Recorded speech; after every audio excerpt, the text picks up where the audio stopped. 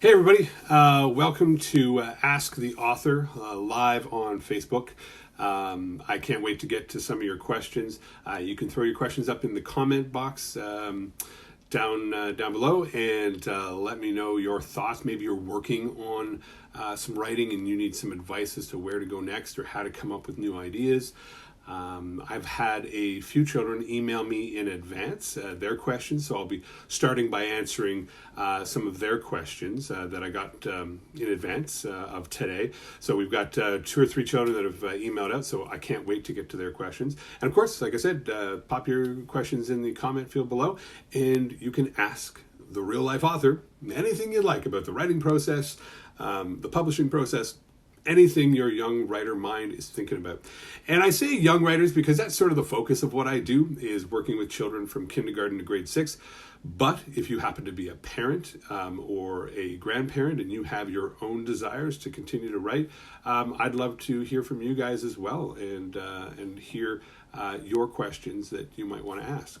So our first question today is coming from, and I hope I pronounce this properly, forgive me if I do not, Namia, which I love that name, Namia. Namia says, sometimes all my ideas come too fast to catch them all. How can I catch them and not forget any? It's a really great question, Namia, and it's actually something I struggled with when I first started writing down all my ideas. Is my brain would move so quickly, and I had all these different ideas, and I would almost see the scenes of all the action that was happening in my head, and I was having a hard time writing it down quickly enough to be able to remember all of the different details. That was a huge challenge, is getting all those details out of my brain and onto the paper.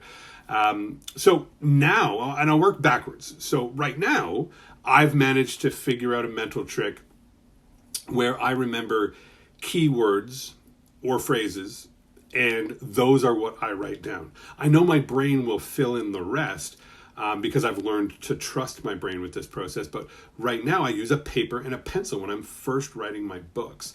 And it wasn't always that way, but right now that's how I do it. And I write down just the keywords. I don't even try to write sentences or anything like that. I'm just writing down keywords and phrases so that it's sort of these checkpoints through the story or through the idea that I'm currently having. It's most helpful if I can then, shortly after writing those keywords, go and sit down in a quiet space and write out those full sentences or fill out those ideas. That's the most helpful. But you're not always in a place where you can do that right away. Sometimes my ideas are in the bathroom. Sometimes my ideas are in the shower. Sometimes my ideas we're out at a restaurant celebrating somebody's birthday, and I have a napkin and I write down something really quick on a napkin. And my family's gotten used to understanding the look in my eye and sort of my mad scramble for something to write with and write on, and they know to be quiet and let me have that moment so that I don't lose the thought or the idea.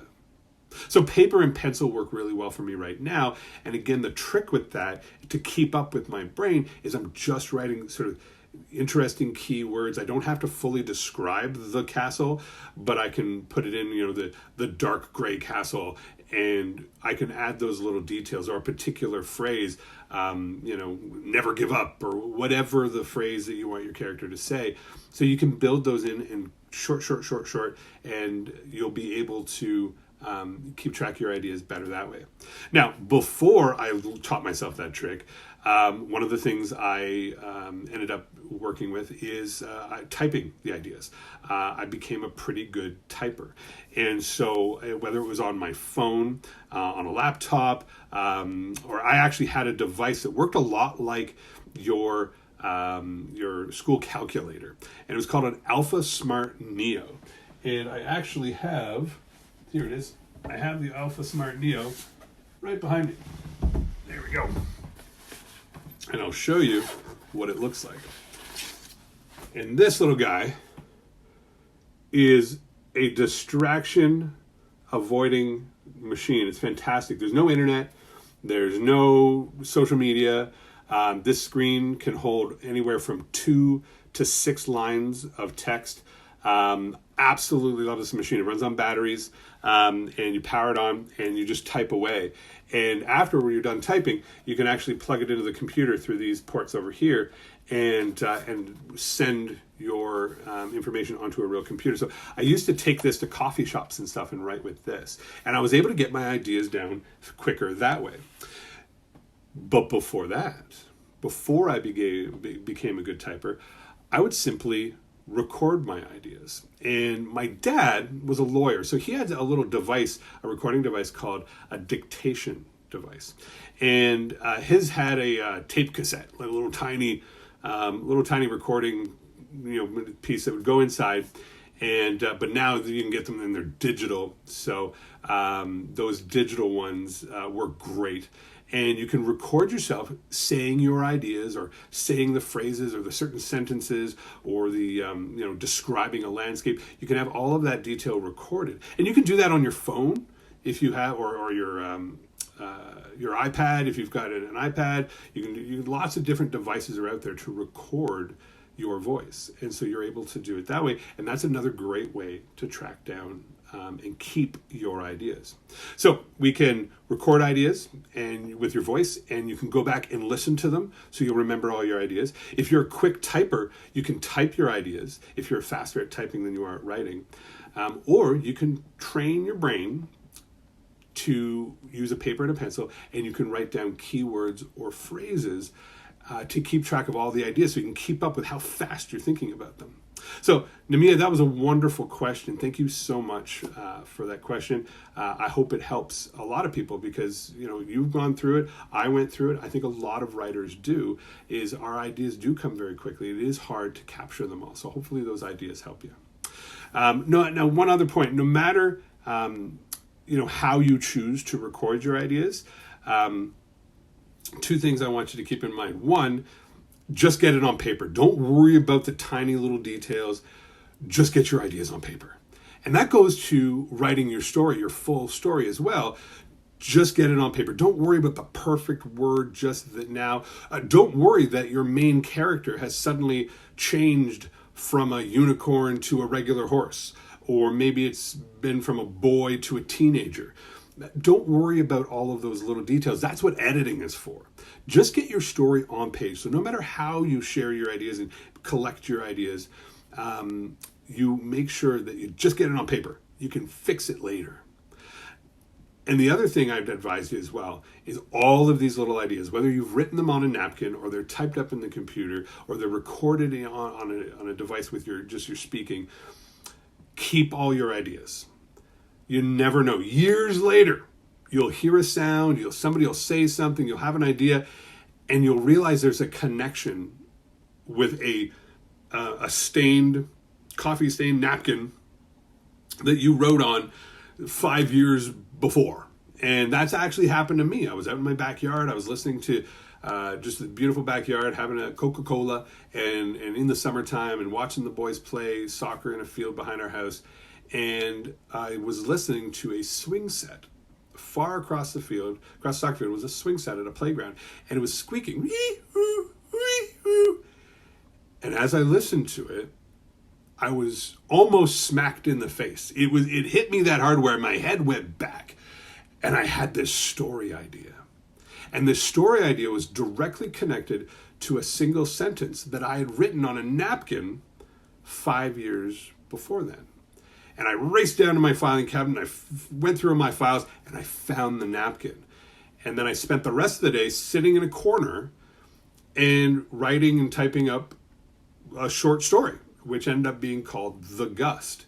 And The Gust, as a short story, it's a spooky tale. And it is kind of turned into the first couple of chapters of a novel for adults that I'm working on. So you never know where, if you capture these ideas properly, where they will take you. So that's what I have to say about that. Our second question today Again, I'll remind you, people emailed me questions in advance. You guys, if you're watching live, can feel free to throw some comments down. If I don't get to your question during this live stream, I will make the effort to answer in the comments, or if you email me and I haven't mentioned your question during Ask the Author, I'll do my best to answer you via email, or I'll add your question to the next Ask the Author next week. Okay? So, Alex sends me, and I gotta say, it's really nice to hear from a boy. It is really great to see that some authors, and especially young authors, because a lot of times I get a lot of younger authors that are female, and the girls love to write. The boys, we like to play rough and go out and play sports a lot, or video games, and it's really nice to see someone who wants to settle down and take a moment. Maybe you're playing sports all afternoon, and in the evening you settle down and you do some writing. It's okay to have that mix, right?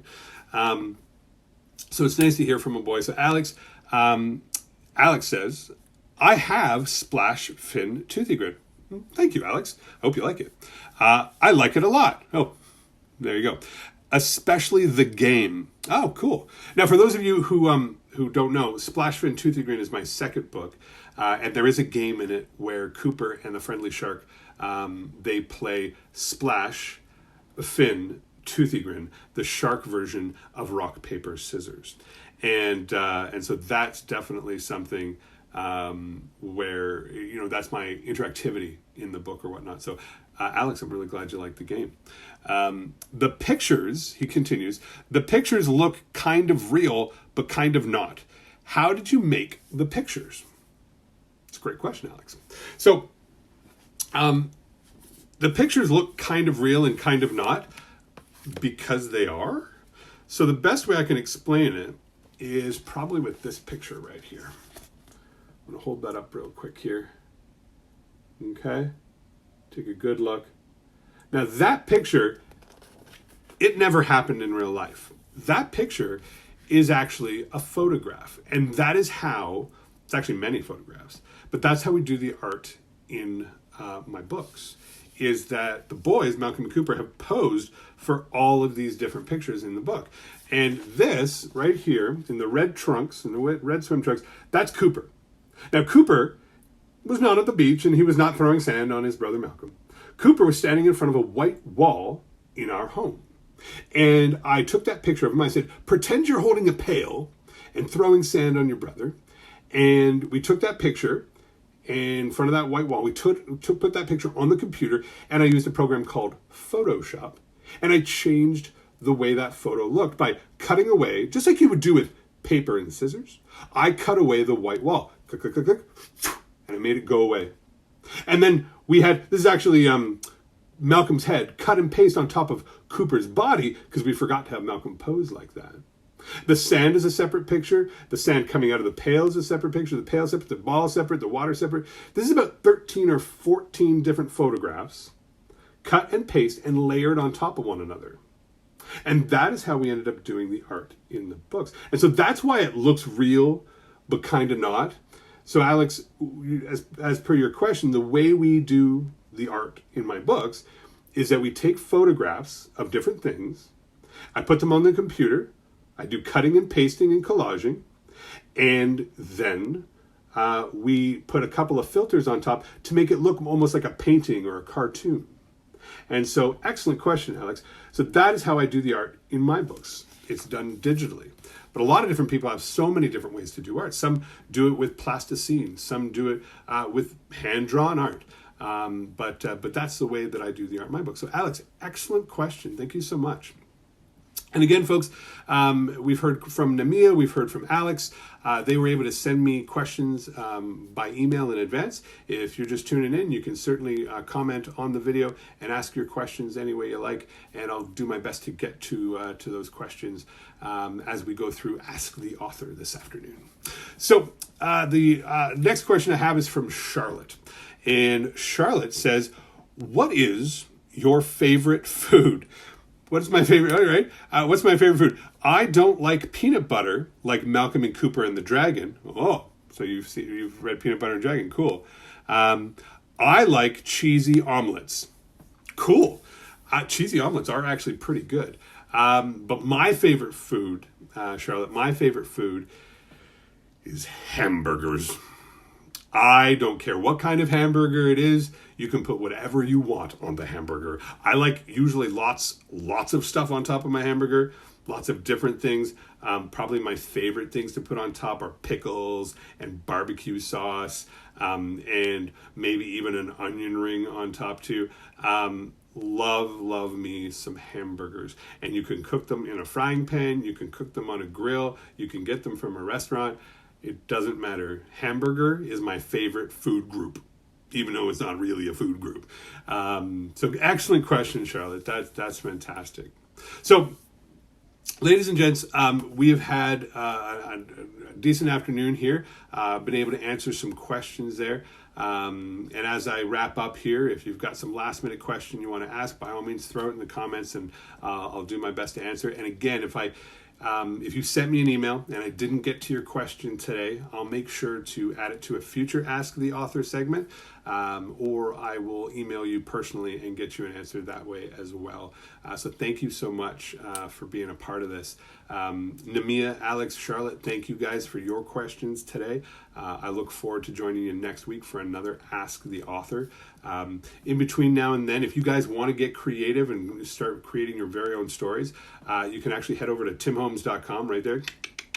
timmholmes.com, and head to the free download section. There's lots of worksheets and crafts, things to get a child anywhere from kindergarten to grade 6 started building their very own stories with some very simple choices. So I hope you check that out. And check out my Facebook feed as well today, ladies and gentlemen, because I yesterday had the absolute pleasure of speaking with Stephen Hurley at Voice Ed Radio. And Voice Ed Radio Canada is based out of Toronto, and we had a lovely 30-minute chat about the power of storytelling and how it can necessarily engage children to get them writing. So please, if you have a chance, check that out, and the link is in my Facebook feed there. Guys, thank you so much. I look forward to seeing you next week for another Ask the Author, and I very much look forward to seeing you all this Saturday, 7 p.m. on Facebook Live for our storytelling. Guys, take care of yourselves, take care of your families, and happy creating. Take care. Bye now.